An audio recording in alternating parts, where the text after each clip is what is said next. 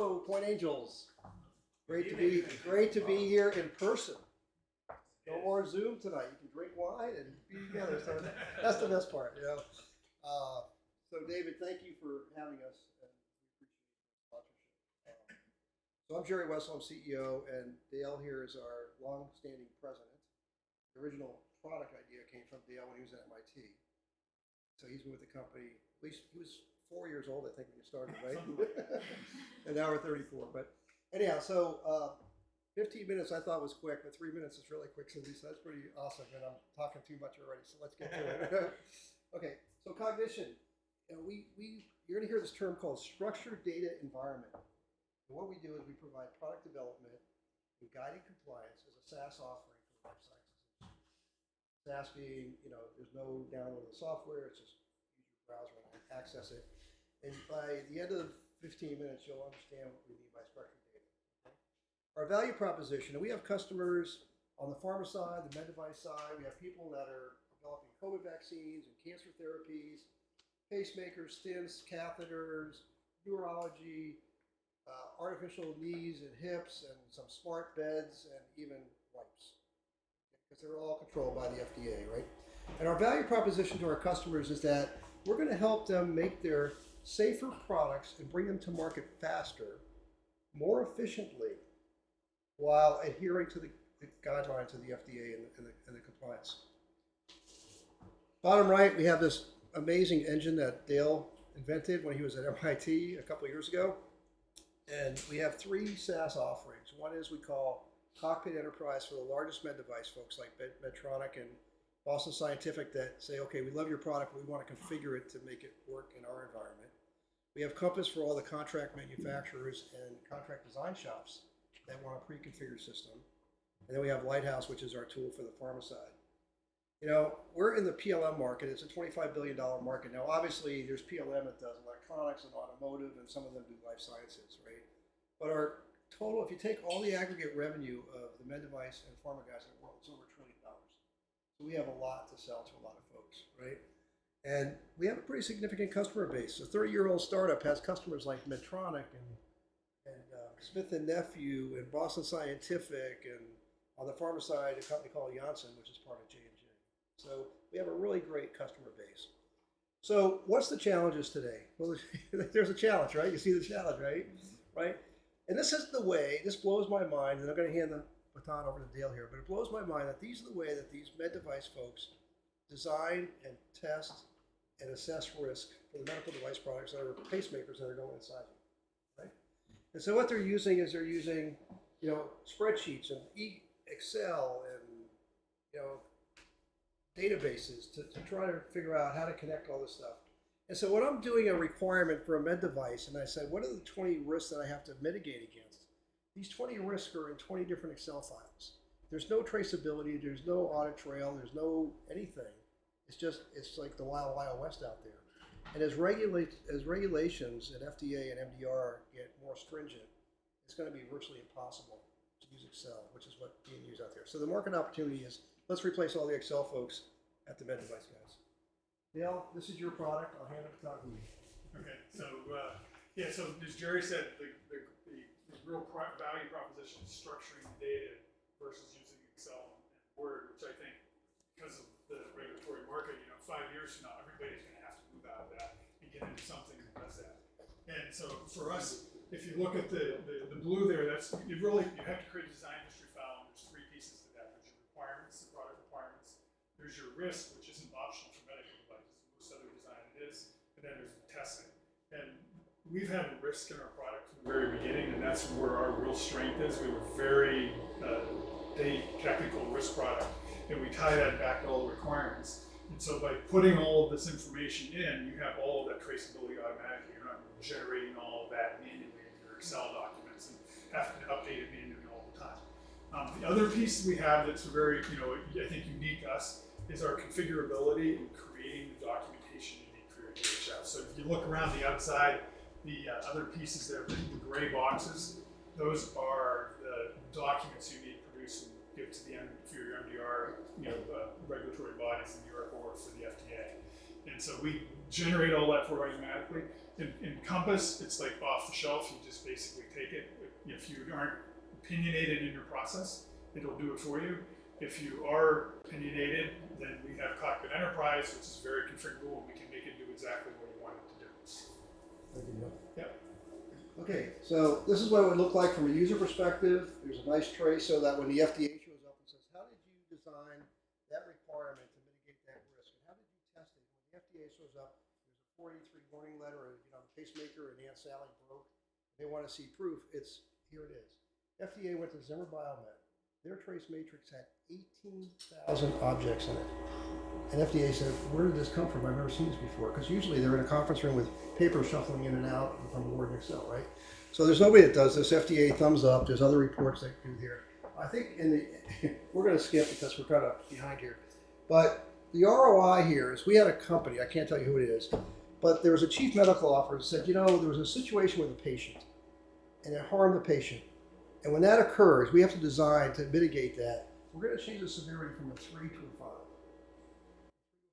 Let's go out and change all the FMEAs, the failure mode error analysis, change all the documentation, and change that so when that event occurs, change it from a 3 to a 5. They're using Word and Excel.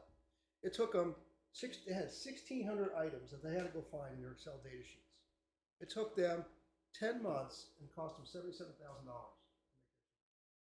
Now, at $3,500 a license, that would have paid 20 licenses. And then we got it right the first time, right? Competition, as Dale said, nobody beats us on risk. We have the traceability. We're purpose-built for the life science industry. It's not like you're taking Excel and trying to force fit it in. This is purpose-built, ground up for the medical device industry. We'll skip that. On the pharma side, which I think is, how are we doing on time, David? You're doing good. How much time we got? 9. 9, okay. On the pharma side, they file this thing, and it's great that everybody's talking about medical device here tonight. It's really wonderful, right? So on the pharma side, they file this thing called a CTD, a Common Technical Document, and then the bottom left side of the box here is Module 3, which is where all the data exists, right? And so what's happening is when they're running a report, they're doing a test, there's strengths and batches and time points and conditions. You quickly end up with one batch, with one run, 20,000 data points in Excel. Okay, how do you manage that, right? So what we do is we take the data from their lab management system, we put it into Lighthouse, we fix all the errors, we do all the standard SOPs and work instructions. We file this report, it goes into the dossier, and it gets submitted to the FDA, and it gets submitted correctly the first time. We did this thing for Janssen. They said, show us, drop it, do this criticality analysis report. It used to take them, it'd take a chemist doing the administrative work, 1,000 hours to generate this report. One run, one time, 1,000 hours of a chemist. We did this criticality analysis report, which assessed the risk of the molecule as they're developing the molecule. It took the chemist 2 hours. 2 hours, okay? So we saved them 6 months in time to market. We saved them $100,000 every time they do the run. And more importantly, they got it right the first time because it's all about time to market in med device and pharma. Okay, and then the pharma's paying attention, the FDA is paying attention. We used to ship boxes of cartons of paper, and then we did PDFs. And now they're all talking about doing it digitally, doing it electronically. Let me get simultaneous submissions out there at the same time. And so we wrote a paper with Janssen and Amgen to the FDA. There's some other stuff going on. We presented to Gartner, a pretty senior analyst at Gartner. We said, let me just show you what we're doing on the pharma side, right? And we showed them our drug stability report. And I said, this is amazing. When is it available? Well, we need some money to commercialize what we did for Janssen. That's why we're here, for the rest of the industry. He says, I've got 5 customers that I'd love to show this to. And so with a little bit of funding, we can go a long way. Here's our customer list. It's pretty amazing. Our logos that we have on the cockpit side, on the compass side. I mean, it's the who's who of the industry, right? We really want to expand those guys. So our growth here is that we're currently doing $5 million of business. We're about half ARR today. We're going to grow that to $15 million by 2025. And we think we can get a 42% CAGR by 2027 and grow this thing. I think we're being conservative here, but this is where it is. And the product mix goes from heavily cockpit enterprise to a much more distributed mix across the product lines. And our ARR goes from 50% ARR to 75 to 80% over time. So we're doing a $3.25 million round. I'm sorry, we're doing a 3 million round. The pre-money is 3.25 million. I think David's going to kick me here in a minute. And we did that based on our 1XR ARR today. It was a very reasonable valuation. And to show we're committed and we're serious and we think it's a great opportunity, Dale and myself and another management team member, our families put in the first million of the 3 million. We just put $1 million into this. We're looking for $2 more million. It's a 3.25 pre. The Series C collectively gets 44% of the company. Okay, and we get, we've got the first third of that, so it's a pretty attractive deal. With that, we'll hire some development resources on the cockpit enterprise side. We'll hire a couple of development resources on the pharma side. We've already got the sales director identified. He's an ex-PTC guy who sold all PTC into all the medical device companies, so we think it's a great thing. And then lastly, on the management side, Dale and David Taylor, Hal Berman have been here for quite a long time. They're the best at what they do. We just brought in a part-time CFO. And for me, this was my 8th startup turnaround exit. So every one I did, I stayed the entire time to the exit, never left before the job was done, right? And I got the previous 7 in the end zone with an exit. That was back in 2008. I didn't know if I should wear a Michigan hat or a Spartan hat, but I had both, and I said, no, I'm not even going to do that.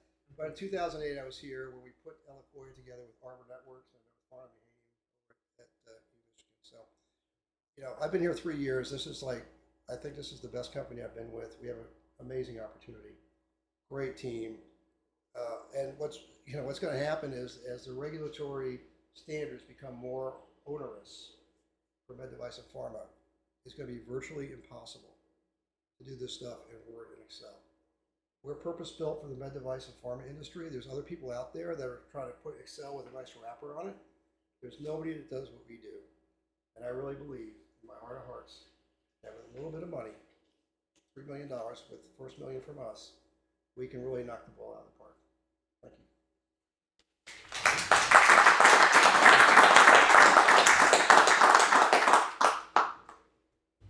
Came in under. You were so worried about the time. Well, I got 4 more slides I want to present. I skipped half of them, but that's all right. Well, but now the real fun begins. We get to Perfect. Please do. I've got one teed up. But, yeah. You talked about the values in creating the structured data. To what extent do you have to change behavior? Do your customer behavior have to change to use the software? Is the structured data the result of them having to gather and present information in a different way than they're used to? Is there a cultural change here that you have to force? That's what I'm trying to figure out. So there's definitely a little bit of that, because people are so comfortable with Word and Excel, and so if you've been doing it in Excel, you know how to do that. Everybody knows how to use Word, so now you have to use this new product. But we do have it set up so you're putting the data into the same tabular format that you were doing when you were putting it into Excel. So from a data entry standpoint, you put it in very similar to the way you did it when you were working in one of those. So it's not that much of a shift. They really get it really quickly. And then where it really sinks in is if I have to put in you start with user needs for the product, and you have to flow it down to system requirements and so on. And as you go in, you're establishing these connections. Now you go let me go see the trace. Well, if you had to do that in your old way, okay, let me go manually create that. I'll spend a couple of weeks doing that. No, you just go press a button and that's your trace. It's all automatic. So I think once they see how much of a value they get at the end for all of that reporting, the little bit of difference of, okay, I got to put it in a little different way because it's not Word and Excel isn't that big a barrier. I'd also say that one of the benefits of the tool is that it's configurability, right? And so it's a bug in a feature because before I got here, customers would go off the reservation, really configure the heck out of it, and then try to upgrade that from the next one version of the platform to the next was problematic. We stopped that. And one of the benefits, I think, is that for the big med device folks, the Medtronics of the world, the Boston Scientifics, and the Cook Medicals, and all these folks, one of the benefits of the tool is that they can configure it to follow their SOPs and work instructions exactly the way they want to do it. Right? And we've got that under control now, so they can't go off the reservation. For the smaller med device folks, the contract design and manufacturing shop, we've got this tool called Compasses. It's really pre-configured, and you can't really change it too much. So, but yeah, everybody knows how to use Excel. They use it every day. and adjusting from that to this is different, right? It's a change, right? But once they see the benefits of the change, like the president of R&D at Smith and Nephew said, we're going cockpit across the entire organization, and it wasn't easy, right? Because they were using Java, they were using Excel, they were using Siemens, and now we've got like 25 projects in the tool, and they wouldn't do anything without it. They said the tool. I missed that comment, but the president of R&D at Smith and Nephew said this tool has had the biggest impact on our organization this year, and will continue to do that in the future. Thanks for the question. Yes, sir. Of your current revenue, how much is pure SaaS recurring revenue versus consulting or project-based revenue? Sure. So right now, 54% is pure SaaS, and 46% is what we call professional services, right? So advanced feature development. That's going to change for a couple of reasons. When we come out with the risk module, which we just did, the requirement module, and the test module, there'll be less. Well, the customer can do more of the work that we're doing today. Okay, and I projected that next year, 2023, will be at 60% SaaS, 40% professional services, and as we go forward, we actually get it to 80-20. We actually get to 80-20, but there was a shift because we used to sell perpetual licenses and maintenance, and in the last couple of years, we've been getting all of our customers over to SaaS, which we've pretty much done. And when we do that, we actually increase the price to the customer, right? And so half is, more or less half and half. Last year was SaaS and pro services, but I know next year will be 60-40, then 70-30. We'll probably plateau about 80-20 in about 3 years. You bet. And then Scott. Yeah, really Craig's question, the 20%, once you get to that 80-20 split, is that 20% enabling your installations? Do you have to do that to get customers up and running, or is that going to be up choice? I'll let Dale answer that question. Yeah, so it'll really depend on how opinionated you are. So like if you're not opinionated and you want to use like Compass, then there really is that you'll have very little professional services. Really just be training, and maybe some onboarding to help you pick the right configuration options. So that'll be very small. If you're on the other side, we have like these modules that'll still be things you can go in and pick pick different options for what your flow or your work process is. And then you may have some very specific output or deliverables you want that you'll need some services for it. So it'll kind of be getting it to do what you want. And that'll probably be the bulk of the service. Will be those ones that are more opinionated and says, hey, we need it to look like this. And that's where we really have an advantage because we've really designed the product to be configurable like that so they can get what they want if they need to. I would also add that of our $2.5 million of pro services this year, Janssen's a third of that, right? And what Janssen's doing is they're paying us to put features into the product that we then will take and commercialize with you. So they're actually paying to help improve the product. We own the IP. They don't want to be the only pharma customer, and so it's really in the case of Janssen, helping us make the product bigger and stronger to commercialize it. In other places like Zimmer Biomet and Smith and Nephew and Boston Scientific and Cook, it's like in the case of Cook, it's hey, we love your risk module, but there's these 84 things that we do in our company this way that we want you to do it this way, right? And we did 55 of them in 2 months and charged them $100,000, right? And so with the cockpit folks, there is a lift because they want to have it configured exactly the way they want it, but then it's a real great SaaS deal. And the smaller folks, it's kind of off and running at the beginning. But I think as we come out with these new modules, which we just came out with the risk module, there'll be less pro services by us and more work that we'll put in the hands of the customer. My second question is about the structure of the capital raise. Yep. So the Series C, it seems a little just unusual to me, the amount of capital and valuation. So the $1 million that you guys are putting in, is that in cash? We put that in. It was in cash? Yes. And then who owns the other 66% after the round? Well, 44% will be owned by Series C. Right. So that leaves 56%. Yeah, 56, yeah. Right. There's 2 shareholders, the Cronins, who were the previous CEO, and large shareholder has 26%. The other shareholder, Mike Egan of the EMC family, has 16%. And then, so that's what, 16 and 26 is 42, and 44 is 86. There's 20% for the option pool, right? And then there's some smaller shareholders along the way. So it's not a very large complicated cap table. And I know Mike Egan really well, and I met with him, and he's a big supporter of this. David supported that. Previous to this round, there was $1 million of deferred comp on the balance sheet from David's father, who was a previous CEO. That got all written off. So we're all behind this raise. And we think, It's David Cronin. Right. what's that? You said David, but you meant David Cronin. David Cronin, Yeah, yes. they all know this other David. Scott, was there another question? Yeah, in terms of the way this tool works, you're clearly making a lot of links among data elements to improve the speed of creating reports or improve the speed of changing, say, the severity of a failure mode. Is there intelligence behind that, or is there a lot of onerous data input at the beginning? And No. So there's lots of intelligence behind that. So the platform, there's an object database at the bottom, and there's this knowledge center platform on top of that lets us create all of the data schema that is associated with like requirements and risks and so on. And so all of that's kind of there under the covers. So when you're putting data in, you just go in, the requirements already know the things they need to have, like target values, and they needed to know they have sub-requirements and parent requirements. So all of those relationships are there out of the box, and they just use them. Great, thanks. Fair enough.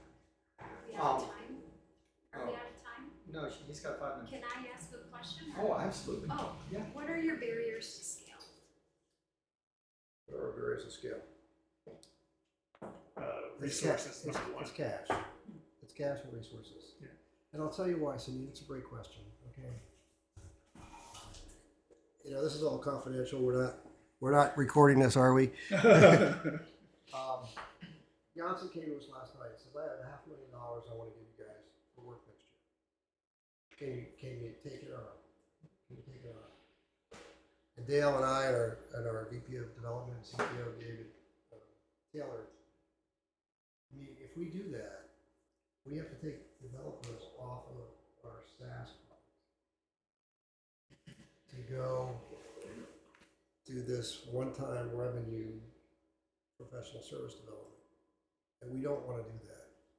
But before this round, the company's been here forever, and they needed the cash. And so what did they do? They took that deal because they had to keep the lights on and pay the bills, right? And so now what we're saying is we don't want to do that anymore. We want to do both, right? And we know that with 2 or 3 developers on the cockpit compass side, we don't have to make that decision anymore. We can do both. And with 3 developers on the White House side, we can unleash what we've done for Janssen for 5 years and commercialize that, right? And then the last thing is, I'm not doing a good job, and I'm kind of acting VP sales for our largest customers. And I love it because I get to talk to them all the time, right? We have a gentleman that was at PTC who sold PTC med device software to all my customers for 5 years, who wants to come work for us. And so that person's not inexpensive. 3 developers on Lighthouse, 3 developers on Cockpit, and a little bit more money on sales and marketing for Compass, and we're off to the races. And so, we could say we want a $5 million pre with a $5 million round, but we don't need that. With a little bit of money, $3 million, of which we put the first $1 million in, a little bit of money, the gloves come off. It's a different company. The decision process is different. It can really take advantage of the 30 years of work that Dale and his team have done. And it's really that. Our system is it's like a Hemi engine under the hood that's waiting to go. And we've been living in this thing where we're living hand to mouth and, making hard decisions about, do we do the next $500,000 for Janssen, or do we keep working on our risk model? And I don't want to do that anymore. The Detroit metaphor there with the Hemi. Right.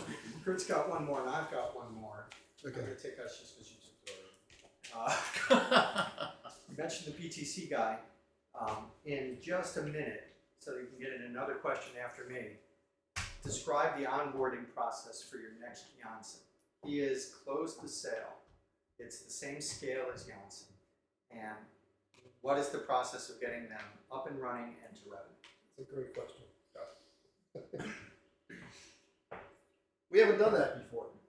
So we're breaking new ground here. All right, Right, tell me go to the next guy. No. I mean, I don't know, it's a good answer. if you going don't. to the next guy meeting the next customer. Oh, Right. So Cronin's been in the pharma space. He handles Janssen for us. David Cronin does. And he would take on that. It's like selling to any other customer. We know what Janssen needs. They need drug stability. They need criticality analysis. They need, recipe. It's the same thing, but they'll want things differently than we did at Janssen, right? So we know how to do that. The other thing is that we have, I probably can't say who it is, but we have a pretty large $22 billion company in India that has the initials of TCS. Tata Consulting, who wants to be our integration partner for the pharma side. And we have a handshake on a deal. They said, just go tell Amgen we're your partner, and we'll do all the integration work with your tool. I'm like, no, I need a contract before I'm going to go say that, right? But we think integration work will be done by Tata. They're also a customer for us on the med device side, and we think that's going to be a good partnership. We'll have the three guys. We'll have a subject matter expert, which really understands the pharma industry better than we do today. To Cindy's point about scale, you got Tata. Thank you. Well, I think we have Tata. You got that. Okay. So what do you want to do with the company long term? Well, this is my 8th one, and every one I got in the end zone, and every one I stayed. I probably paid this guy $20 to ask that last question, right? every one I've done, I've stayed the entire time, and I've gotten in the end zone, right? And if I said, "Is your house for sale?" What would you say? Okay, if I gave you $1 million, would you sell me your house? No. Okay, $5 million. Would you sell me your house for $5 million? I thought your house wasn't for sale. Everything's for sale. It's a matter of price. And when I run a company, I don't run it to sell it. I run it to scale it and grow it and be successful, and the good stuff will come. Okay? Last comment. We will probably not, I said this to David earlier today, we will probably not sell this company on an ARR multiple, which is 14.9 by 2025 on your investment. Based on an 8 times ARR, and you get your piece, it's a 14.9 return on your investment. This will likely be more a strategic acquisition. Because when Dassault Systems went over to Janssen and said, hey, we want to show you what we're doing with drug stability, and Janssen said, hey, that's great, but you're about 5 years behind Cognition. When we start showing up at their accounts, when we start showing up at PTC accounts, and Dassault accounts, and Siemens accounts, and their technology, it's not going to be, I'll pay you 8 times your ARR. It's going to be, what do I have to pay to buy your house? How much is it going to take to buy your house? It's not for sale. and you know what? Well played, Kurt. The last thing, but the last thing is, we've had people they want to buy the company, or buy part of it, but they want control, they want the voting, they want the board, and no. We're just getting started. I just got here 3 years ago. So we're not in any hurry to sell. Yeah, we'll sell it eventually at the right time. Maybe if Janssen, if Lighthouse and Cockpit, if the world goes Cockpit versus Excel, because the FDA is going to make them do that, and we're successful on the Lighthouse side with the pharma, you can think about an IPO. It's likely going to be a sale, but it's going to be a strategic. It's not going to be an AR. And I'll stay I'll stay 5, 10 years. I don't care. Yeah. We want to know up front though, is it 5 to 10 years? 5 years. 5 years. 5 years. And at that point, what's this, 2022, 2027, I think we'll be about 25 million in revenue right there, right? And you tell me if you're on the board, what do you want to sell it for? 250? I don't know. Thanks. Appreciate it. Very well said.